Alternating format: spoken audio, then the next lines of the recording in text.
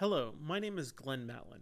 On behalf of Nikita, Mitchell, Eric, Michael, and myself, I have the pleasure of introducing our submission for assignment number 8 of the Management of Financial Institutions course.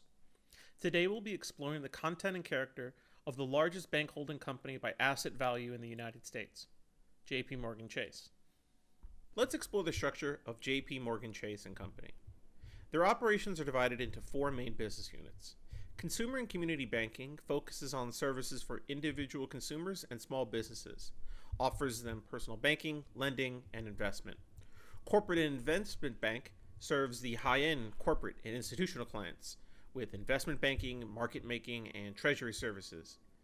Commercial banking focuses on large businesses, provides them lending, investment, and financial solutions.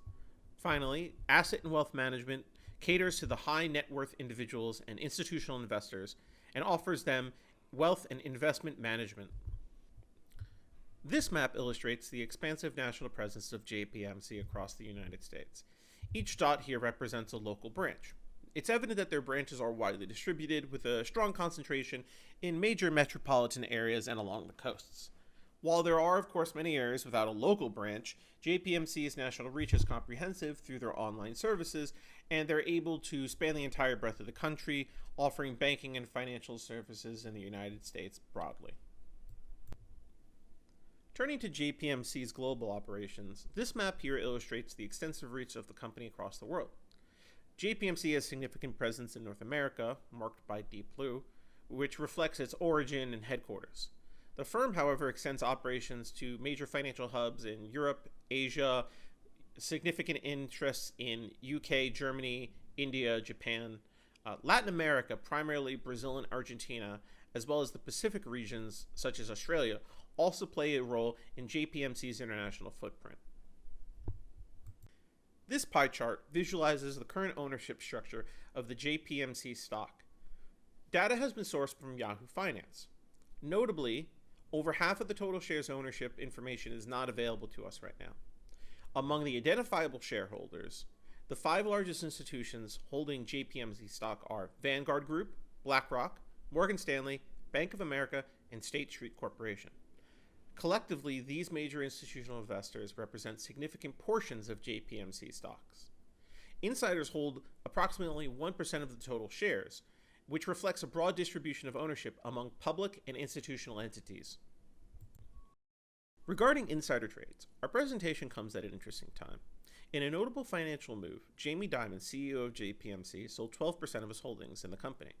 This transaction marked the first time Mr. Dimon sold a significant portion of his stock, and it resulted in a 3% drop in JPMC's market value. It's important to note, however, that the bank representative stated the sale is not indicative of the bank's current or future performance. The event underscores, however, to us, the potential impact of executive financial decisions on the market's perceptions of that company. Most of the betas fluctuate around a particular value. However, the value factor rocketed in 2005 and has been above 1 to the present day. Moreover, the exposure to conservative minus aggressive investment styles dipped to the value of -3 in 2009. Apparently, JP Morgan invested in asset growth in the post-crisis year. Volatility is observed to remain stable, with a distinct surge during the crisis year. The interest in shorts in JP Morgan stocks was dramatically changing there and back in 2022. It has still been unstable since then, but the range of fluctuations significantly shrinked. It is likely that investors were less certain what to do during the pandemic years. The CDS prices demonstrated a remarkable growth during COVID-19, with a bit more gradual fall back to the original values. The high risk of default during the pandemic sounds quite reasonable. Overall, JP Morgan is widely treated as a bellwether in the banking industry. Its credit ratings are both high in isolation and one of the highest among other global, systemically important banks. Nevertheless, a variety of challenges are outlined by different financial analysts. The first one is an increase in interest rates and possibility of stricter regulations, which is predicted to influence the performance of banks negatively. Secondly, the rise in deposit rates puts additional pressure on net interest margins, making the banking environment much more competitive. Finally, several defaults taking place in commercial real estate recently indicate a higher risk of potential issues, since this area occupies a considerable percent of banks' loan book. A huge amount of refinancing expected in the upcoming years implies the risk of payment delays and credit quality. Let's begin with an examination of total interest income for Goldman Sachs, JP Morgan Chase, and Morgan Stanley. This metric reflects the core earnings from their lending activities. All three companies have demonstrated an upward trend in interest income, highlighting effective interest rate management and a potentially growing loan portfolio. Particularly for JP Morgan Chase, the slight increase in 2022 suggests a strategic advantage in capitalizing on rising interest rates or a possible expansion in their lending operations, which is a key indicator of their market responsiveness and financial agility. Moving to total non-interest income, this metric is crucial as it shows the company's ability to generate revenue from a diversified sources apart from their primary lending activities. Goldman Sachs and Morgan Stanley have shown variability in this area, with a notable peak in 2021. This could imply success in investing banking or asset management sectors, reflecting their adaptability to market changes. Focusing on total assets, this is a fundamental indicator of the scale and growth of these financial institutions. The growth trajectory observed across Goldman Sachs, JP Morgan Chase, and Morgan Stanley not only signifies expansion, but also points towards their strategic moves in acquisitions and asset accumulation. The increasing asset base also indicates a robust market presence and could be a reflection of increased customer trust and expanded operations, which is essential for sustaining long-term growth in the competitive financial sector.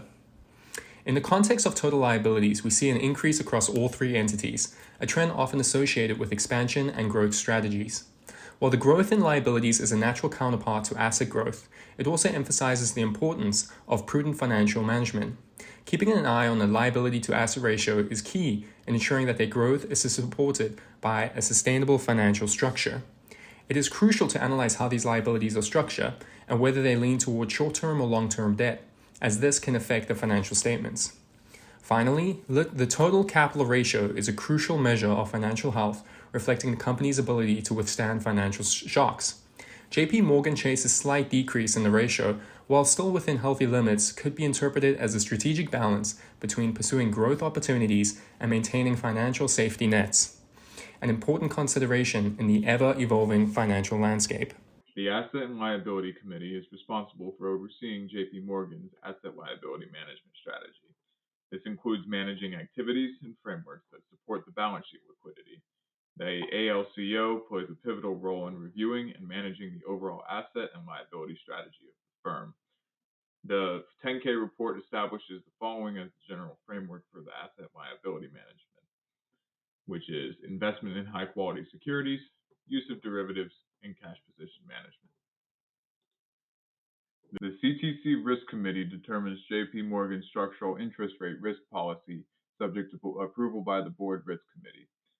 For example, JP Morgan business units transfer interest rate risk to the Chief Investment Office through funds transfer pricing. All of these systems create control mechanisms for JP Morgan to effectively implement the framework outlined previously. A key technique used by all of these entities is earnings at risk models, which are used for stress testing beyond value at risk modeling and are a key component of JP Morgan's relative stability over the years. One of JP Morgan's principal concerns within its asset liability management is liquidity risk management. JPM has its own dedicated liquidity risk management function, which interfaces with other key risk managers, being the firm and line of business level ALCOs. This results in an umbrella structure of sorts where the parent company supports all of the subsidiaries, and they also set up a contingency. As a key influence on regulation themselves, it should come as no surprise that JP Morgan not only meets but exceeds most standards for banking. They stand at nearly double the Basel III certified equity tier 1 capital ratio. The firm's conservative orientation has also likely made it easier to be in compliance with new standards and to suffer less of a hit when those standards increase capital requirements, as shown by the adoption of the SACCR. JP Morgan also has a reputation as one of the most stable banks with regards to their deposits and maintains a legendary so-called fortress balance sheet. Even so, they have not been immune to the effects of the high interest rate environment seen in the last couple of years, as shown here. Increasing consumer debt has greatly impacted their credit loss allowances, but generally they maintain a very well diversified funding base and are generally regarded as having some of the lowest liquidity risk in the industry.